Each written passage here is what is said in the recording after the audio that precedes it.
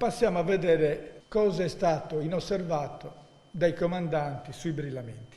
La scuola del genio aveva inviato al comando delle misure precauzionali che rientrano perfettamente nella nostra fattispecie penale. Misure precauzionali provvisorie. Cosa diceva esattamente la scuola del genio? Allora, ci diceva esattamente, prima di tutto, bisogna individuare il munizionamento che contiene l'uranio impoverito. Dice, state attenti perché c'è un altro problema, non sono segnati. Dovete stare attenti a non far brillare l'armamento perforante. Tornando al discorso dei brillamenti, questa precauzione inviata dal Ministero sempre dice, state attenti perché i brillamenti abbiamo visto che hanno problemi di nanoparticelle, quindi già a questa data il Ministero era a conoscenza che esistevano i problemi che tanto sono stati ridicolizzati dal medico dottor, il consulente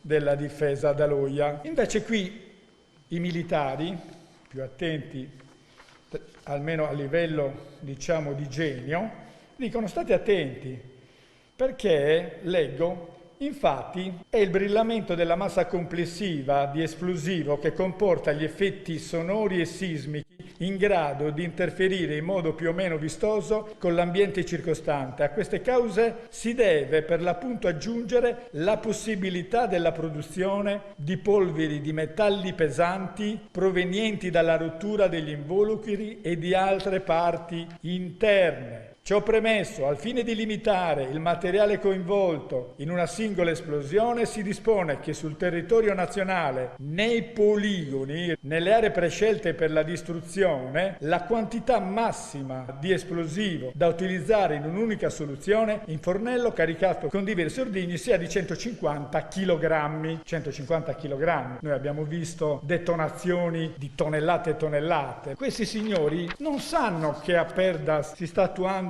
una distruzione massiccia di tutti gli armamenti dei depositi militari obsoleti e scaduti. Qui stanno parlando ovviamente, state attenti quando fate brillare il materiale che vi è rimasto durante un'esercitazione. Stiamo parlando di un tipo di brillamento specifico, operativo. Questo sì, lo possiamo definire operativo. Però già, signor giudice, da qui si capisce, se dal micro possiamo capire il macro, se veramente già la semplice detonazione di 150 kg comporta questi problemi, mi posso immaginare cosa può comportare una detonazione di tonnellate di armamenti. A questo punto ci dobbiamo spostare necessariamente su cosa sono i reali brillamenti che fanno a Perdas. Non sono questi. I reali brillamenti che fanno a Perdas li vogliono far passare per questi, ma non sono questi. Perché a Perdas non si brillano 150 kg di materiale di esercizio, ma si brillano tonnellate. Quindi, come io avevo fatto notare in un'udienza al giudice, mi ero preso anche la briga di verificare la legittimità di questi brillamenti, e il signor giudice ricorderà, avevo evidenziato come, difatti, da nessuna parte esiste una normativa che preveda questo tipo di distruzione. Non esiste una norma che dia il compito al poligono di distruggere tutte queste tonnellate di materiale.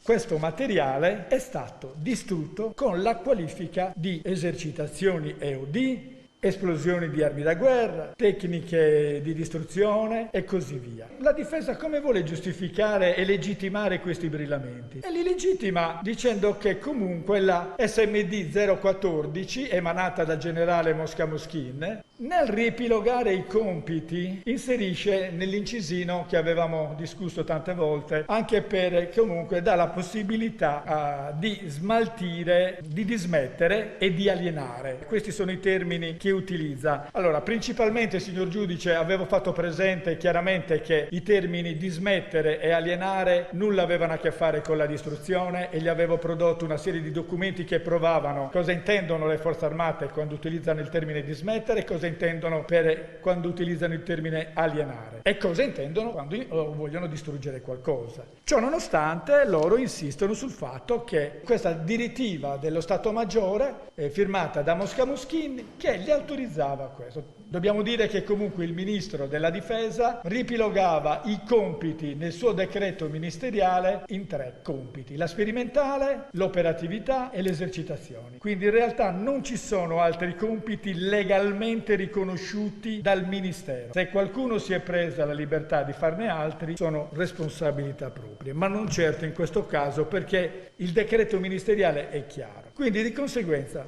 a prescindere da queste osservazioni, si è continuato a brillare dal 1974 fino al 2010. L'ultimo brillamento, anche per i termini prescrizionali, è collocato nel 2010. Di fatto il generale Mosca Moschin, quando è stato sentito qui a dibattimento, ha detto chiaramente che lui non aveva mai autorizzato quel genere di attività. Anzi, non sapeva neanche l'esistenza, non sapeva neppure l'esistenza di quel tipo di attività. Quindi è chiaro che qualcosa ci sta sfuggendo. Quindi questo per quanto riguarda i brillamenti.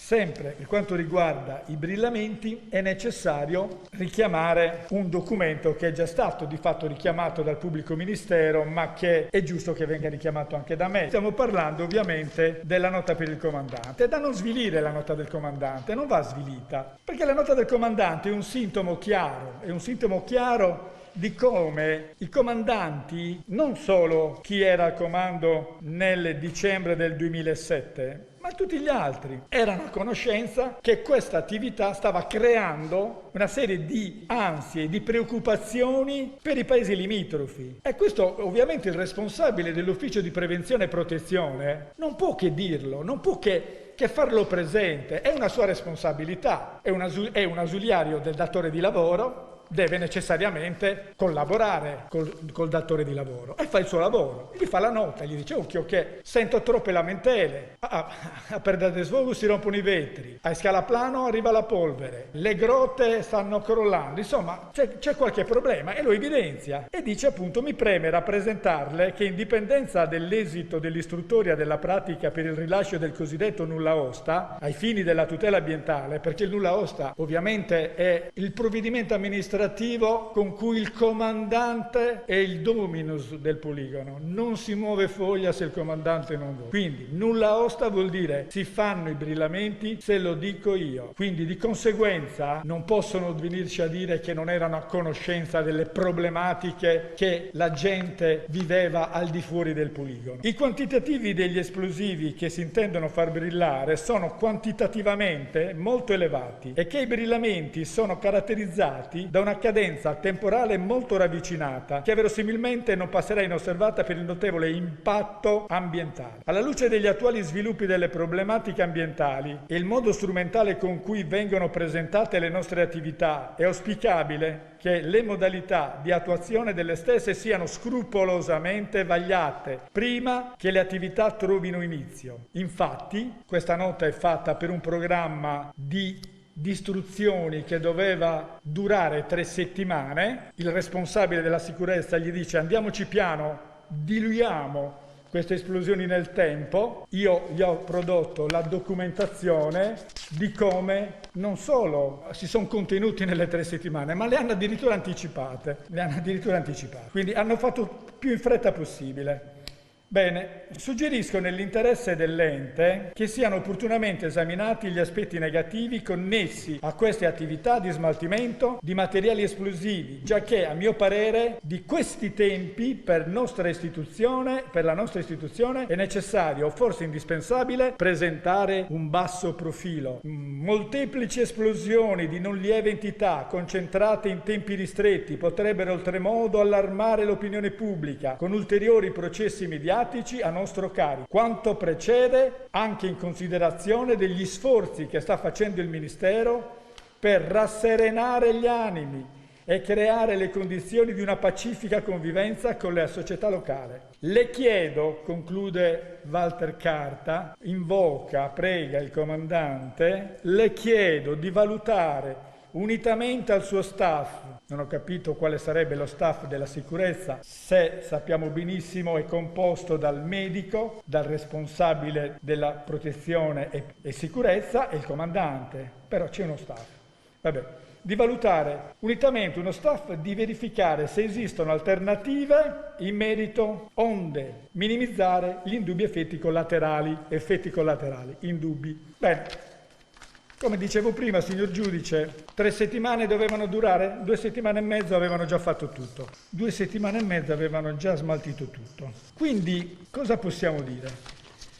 Che due sono le cose: i generali potevano intervenire e interrompere questa attività illegale, oppure contro la sicurezza dei lavoratori, del personale che frequentava il poligono, dei cittadini che vivevano nei paesi limitrofi, quindi avevano il potere di farlo i generali. Sono generali, sono coloro che decidono e ne pagano le conseguenze, come la stanno pagando qui, nel bene e nel male. Potevano benissimo decidere di interrompere quel tipo di attività. Non l'hanno fatto, nessuno lo ha fatto, anzi sono continuati fino al 2010. Solo grazie all'intervento della magistratura è stato bloccato questo circolo vizioso. Quindi in realtà a questo punto loro potevano giusto utilizzare, se non altro, come ci ha consigliato il perito, dei sistemi di contenimento delle polveri. Esistono per abbattere le polveri una serie di accorgimenti semplici, cioè dai cannoni laterali a un interramento magari più profondo, a una carica inferiore, ma non è stato fatto neppure questo. Tanto eravamo all'interno di un contesto, zona invalicabile militare, chi ci dice niente? Nessuno entra, nessuno ci vede, possiamo fare quello che vogliamo. Però va bene tutto, ma il personale lo devi tutelare. Il personale che lavora con te lo devi tutelare. Il militare che rischia,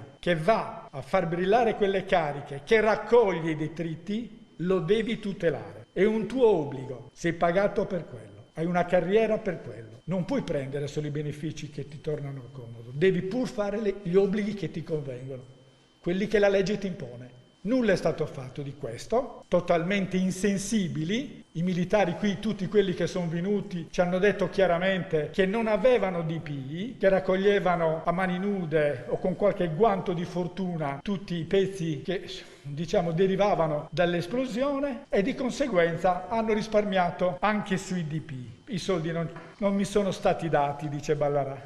La mancata perimetrazione. Qualcuno dice che non era necessaria. Io dico va bene, non è necessario perimetrare i 12.000 ettari di terreno? Io comandante prendo atto, perché non sto dormendo, sono comandante, c'ho gli ausiliari, mi dicono c'è un problema. Abbiamo queste zone che potrebbero essere contaminate, perché abbiamo usato il Milan, perché le abbiamo usate come discarica, perché ci abbiamo lanciato i Milan, perché abbiamo fatto i brillamenti. Bene, dico, almeno queste me le puoi circoscrivere, me le puoi segnalare, così se non altro mi tuteli il personale. Nulla, neanche queste. Quindi per quanto riguarda la perimetrazione di Spibilis, della zona Torri, della casa Marongiu dove veniva vidimato il missile Milan dall'Automelara, la zona Rivocolpi, idem, Perdamaiori pure, non hanno perimetrato nulla. Cioè il problema è sempre il solito, cioè chi gode di un'impunità pensa di goderla per sempre, oppure presume di goderla. Ma siccome, grazie a Dio, in un sistema democratico come il nostro, nessuno deve godere di impunità, tantomeno i militari. Per quale motivo? Se lo spirito della nostra Costituzione è democratico anche per loro, devono ottemperare, che io poi ovviamente non parlo di militari in genere, parlo di determinati militari di cui oggi si discute. Una delle zone che mi ha colpito maggiormente, e penso che abbia colpito tutti, signor giudice, è la zona di Spibilis. Spibilis è stata trascurata anche dal perito. Quando il perito è venuto qui mi sono permesso di chiedergli come mai non aveva fatto una verifica ai Spibilis. Dottor Mariani ha detto, non mi ricordo perché, forse ci sono passato da lontano, ho visto qualcosa, forse era recintato. Ma io mi domando, un perito nominato dal GUP per un incarico così delicato, cioè sai che c'è una discarica a cielo aperto abusiva dove viene scaricato di tutto, dove viene sotterrato, semisotterrato di tutto, dove vicino c'è un'asta fluviale di primaria importanza che addirittura alimenta determinati depositi. Quindi mi chiedo, siccome stai analizzando tutte le attività che si sono svolte all'interno del poligono, perché il quesito del GUP comprendeva anche quello, come mai non lo analizzi? No, non l'ho analizzato perché non l'ho analizzato, come non ha analizzato neanche i campioni biologici, non li ho analizzati perché non li trovavo, c'era la lingua blu in giro e quindi non li ho trovati, non ho analizzato neanche i campioni biologici. Ma torniamo ai Spibilis. I Spibilis ovviamente, signor giudice, io mi sono preso la briga di fare qualche domanda, ma l'ha fatta anche lei, mi ricordo benissimo, al generale Bonotto, l'abbiamo fatta anche al colonnello Fresi, l'abbiamo fatta al capitano di fregata Camboni, tutti quanti hanno una risposta. Generale Bonotto dice: io sono dell'aeronautica, quello che mi rappresentano queste fotografie è roba della Marina. Il capitano di fregata della Marina Camboni dice: io sono della Marina, non conosco questi armamenti, mentre Fresi dice che non è esperto missilista. Fresi dice: no, io non conosco gli armamenti, è lì da una vita Fresi, forse è il militare più anziano che ci sia a Perdas. Anche lui dice: no, potrebbero essere di un sistema d'arma che si utilizzava prima del 2000. Ma basta un po' di attenzione per capire cosa sono questi oggetti che si trovano ai Spibilis. Questo ovviamente è un contenitore del missile TOW e così via. Questo è un accenditore. Questi sono tutti residui di missili che vengono raccolti dal povero Aliberti, che è malato ovviamente di un linfoma, e li porta nel suo deposito MSA, se li porta dove lui lavora, liberamente lì a fianco alla sua scrivania. Tutti questi residui sono residui che il responsabile del CISAM, dottor Benedetti, chiaramente nel suo esame ci indica che sono residui del missile Milan. A questo punto mi chiedo, ma cosa dobbiamo fare per dire che c'è un disastro derivante dalle omissioni delle cautele? Cioè scaricare questo materiale in una discarica si può configurare un'omissione? Il fatto di non aver organizzato un deposito ad hoc, il fatto di non aver portato via quel materiale radioattivo, quindi di conseguenza ritengo che anche questo è abbastanza chiaro.